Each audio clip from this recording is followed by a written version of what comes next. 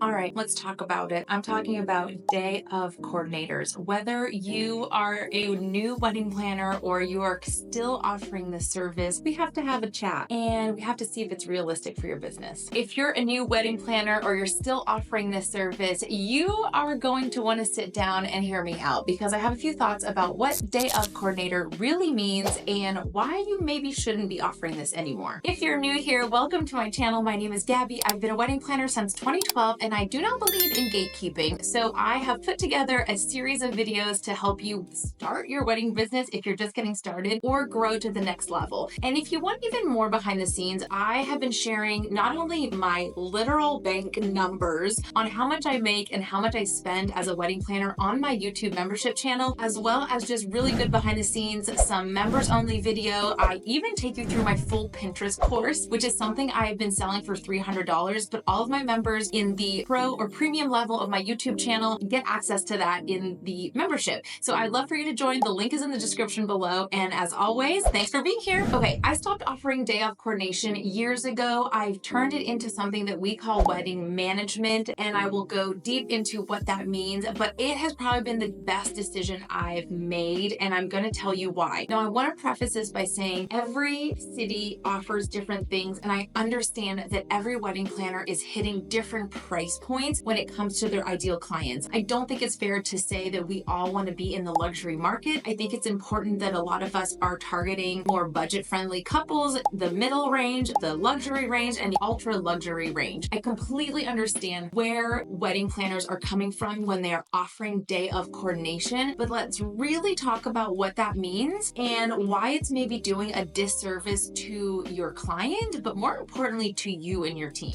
I mean, when you think about it, day of coordination is kind of a myth. Like, you don't really show up just for the day to expect to have everything that you need and run the wedding smoothly. You're always going to get some last minute questions. You're constantly putting out fires. So the couple is the one that thinks that you're just going to be there for the day. But in reality, you have put together tons of information, like months worth of information in your timeline, in your floor plans. You've contacted vendors ahead of time. And if you really think about that, if you try to do that on the day of or even the week before, can you imagine how chaotic that would feel? A lot of the times too, venues require that you give them information like the timeline or the COI, certificate of insurance. They require that from vendors sometimes 30 days in advance. So you don't want to be in breach of contract with the venue, for example, if you are only offering a day of coordination service where you're really just showing up for the day. The other thing too, and I think this is something that more of the couples don't really understand, is that you have to double check their work. They don't know what they don't know. And you are a professional wedding planner, so you have experience in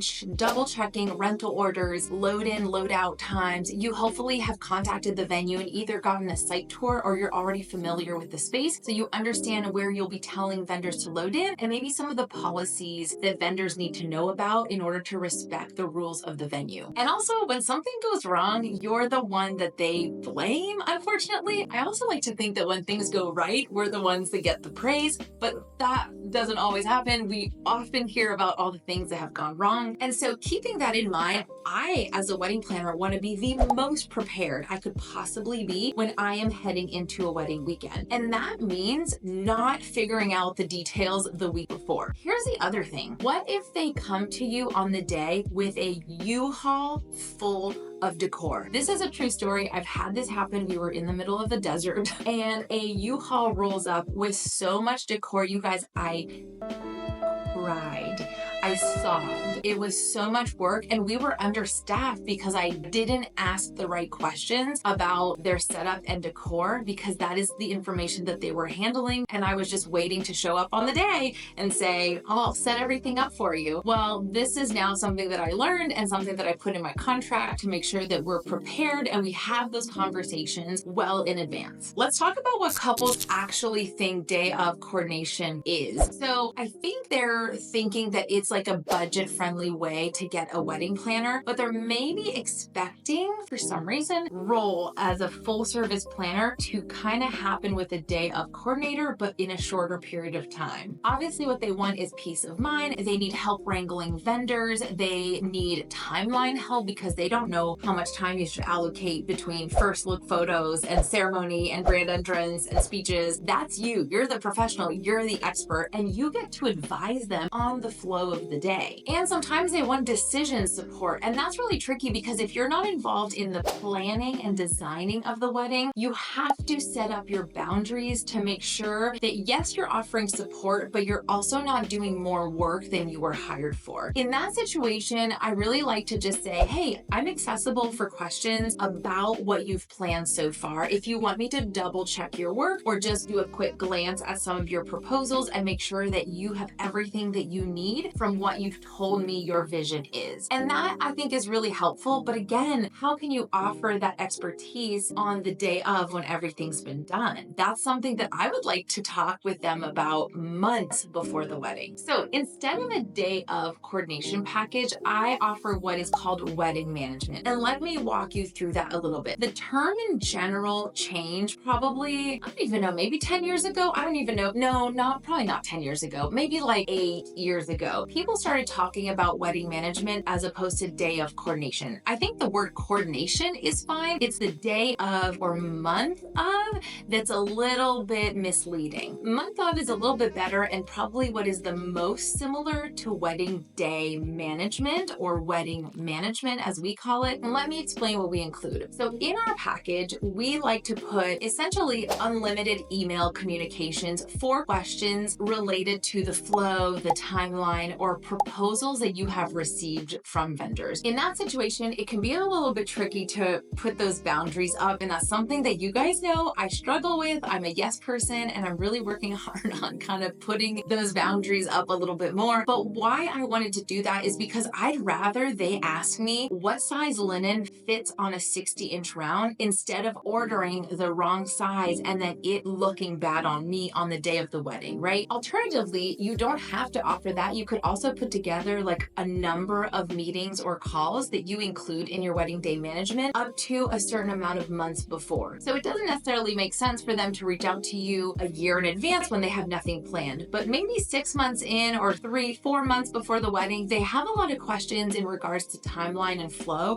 And that's when your expertise really comes in. And the other thing too is I just want to be set up for success myself. And we have a very busy spring season and fall season. So if I only had my wedding management couples, everyone was contacting me in March, I would be inundated with conversations. Instead, I'm like, hey, reach out to me at any time. And so sometimes people take advantage of that and they're like, oh my God, I'll call you in February. I have some questions. I'd love to know your thoughts on how we're doing so far with our planning. And I would much prefer spend a few minutes talking to them about that. Again, though, you have to be a good boundary implementer. I think that could also be a situation where you give them an inch and they take a mile. And I've talked about that before. And that's something that I have to work on. Also in the wedding management package, so you have a little bit of lead up communication, but we are fully in charge of creating the timeline, the floor plans, reaching out to vendors at least 1 month in advance to collect their information and their COI, which is their certificate of insurance. Most venues nowadays will require that all vendors are insured, and we want to make sure that we collect that. That's just something that we take off of the client's plate. Your package might be different. That might be something that you have your clients do, but for us, it's a little bit more of a supportive package a few months before the wedding. And I always say, basically, once you've booked your vendor and you have them locked in, you have a proposal, you've talked about the vision and the flow with them, pass them over to us just so we can put in their arrival time. Do they have a vendor meal that needs to be included? And I go through each and every contract that client of the vendor that client has hired to make sure that as the planning team, we are honoring that contract in our timeline if they need vendor meals or if the client's expected to provide power for them or anything like that. And I think the perk of this for the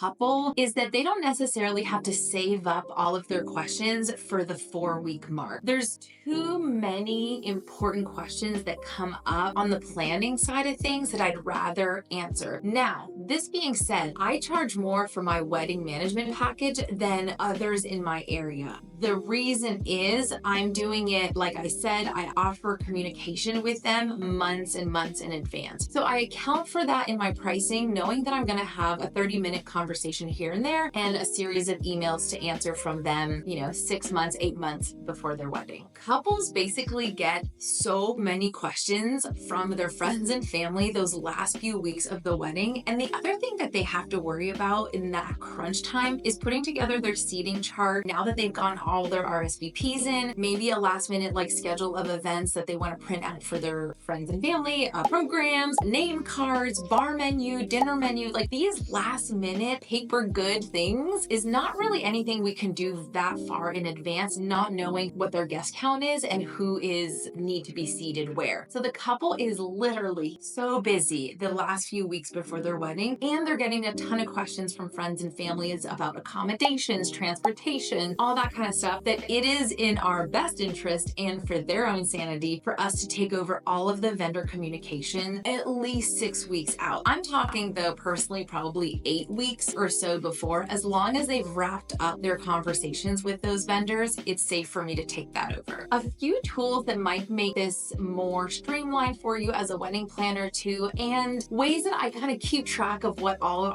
is in my packages. So I send all of my packages through Canva. It's just easy for me to go in and customize and tweak. Sometimes we do have couples that need a little bit of customization in that wedding management package, whether they want to add on a rehearsal dinner coordination, or they want us to stay for the day after brunch, or maybe there's a lot of decor and they want us to add another assistant to help with the decor setup. So I like to use Canva for that, just because I can go in and tweak the proposal for them and then just send them a live link. Once they accept or they take a look at the Canva proposal, I send a formal invoice and contract through rock, paper, coin. That is my preferred method of contract and payment, mostly because they have a low percentage that we have to pay, like for credit card fees, and you can do ACH transfer, but it's also very simplified. There's not a ton of hooplas and crazy things. It's a very easy sign here, read this, initial here, done and done. It also will send automatic reminders to our couples when the next payment is due. And lastly, once they've officially signed on with us, we onboard them into Notion. You've heard me on this channel talk about Aisle Planner. I still think it's a great resource, but I've been really curious about using Notion as a more customizable way of using it as a dashboard and a planning portal for my clients. And that's what we've been using probably for the last 8 months or so. And it's been going really well. It's super customizable. We have this crazy checklist where people can get reminders. We can customize it. I have a workflow for them. We have the timeline. We have notes. We have guest lists, all this kind of stuff. It's all in each couple's individual Notion portal. So for us, that works really well. I'll put all the links to these tools in the description below. So if you're still offering day of coordination, I'm not saying to scrap the whole idea. I'm talking about a little bit of a rebrand and perhaps a level up. I guess I'd just be curious to know, how has day of coordination worked for you? Do you feel like you've put in more hours than you're paid? Do you always underestimate the work? Or do you feel like it has worked so well for you? Or perhaps there's a select few venues that you will only offer day of coordination there because it's turnkey? That is totally an option. I would just be so curious to know how that usually goes for you, because I had to learn the hard way and I just felt like I worked my